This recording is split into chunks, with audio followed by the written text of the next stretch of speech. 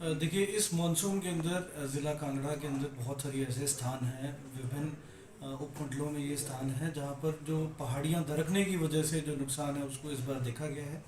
और इसमें जो हमारा ज्वाली और जो नूरपुर सब डिवीज़न है, इसके अंदर कुछ लोकेशंस हैं। ज्वाली के अंदर, मियांगल के अंदर, अनूही के अंदर और नूरपुर के अंदर जोंटा जो है, और आपका लदोड़ी है, मिंजग्राम है। यहाँ पर जो है डैमेज इस बार प्राइवेट इंफ्रास्ट्रक्चर को सस्टेन हुआ है। और इन सारी लोकेशंस को आज मैंने और एसपी साहब ने कंसर्न एसडीएम के साथ विज़िट किया।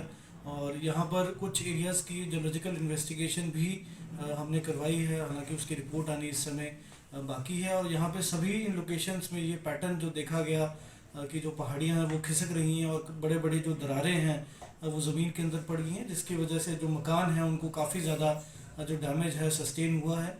और बहुत सारी लोकेशंस ऐसे हैं जहाँ पर वैक्यूएशन एक प्रिकॉशनरी तौर पर जो उनके भी डाउन स्ट्रीम एरियाज़ हैं वहाँ पर लोगों की करवाई गई है।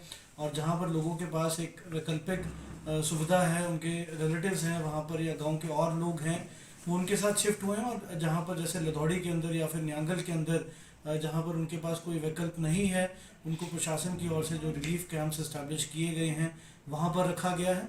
और वहाँ पर जो तमाम सुविधाएं हैं जो संभव हैं इस स्थिति के अंदर, चाहे वो खाने को लेकर हो, चाहे वो रहने को लेकर हो, इवन जो टेंट्स हैं, तरपाले हैं, राशन की किट्स हैं, इवन कपड़े जो हैं वो भी आज ज़िला रेड क्रॉस सोसाइटी की तरफ से जो दिए गए हैं कुछ रिलीफ कैंप्स के अंदर।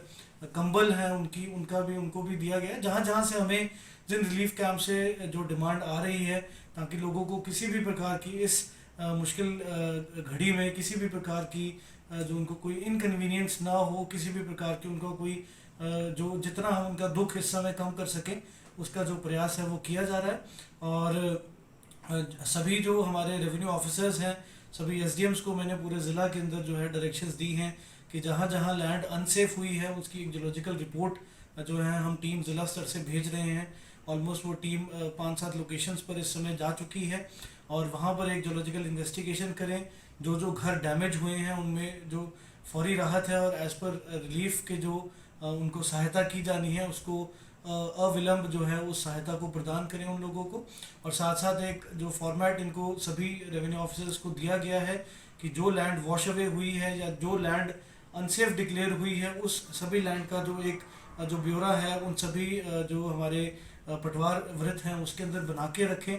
और उसके एडजॉइनिंग जितनी भी हमें नॉन फॉरेस्ट जो डीसी लैंड मिलती है उसका भी चयन करके रखें, ताकि जो हमारी जो पॉलिसी है स्टेट गवर्नमेंट की उनके अनुसार इनको जो लैंड है वो भी उसका आवंटन भी जो है तीव्र जो किया जा सके, ताकि इनको इमीडिएट जो रिहेबिलिटेशन की जो हम बात कर रहे हैं उसके लिए हमें अपॉर्चुनिटीज़ मिल सके। सर, भूमि का आप आवंटन की बात कर रहे हैं तो सरकार की तरफ से या विभाग की तरफ से वो आवंटन कब तक किया जाएगा?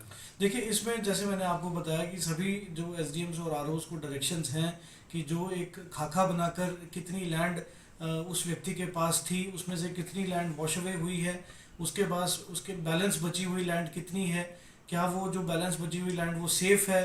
तो इन सभी बिंदुओं पर रिपोर्ट जो है सभी सब डिविजन्स जो हैं वो बना रहे हैं।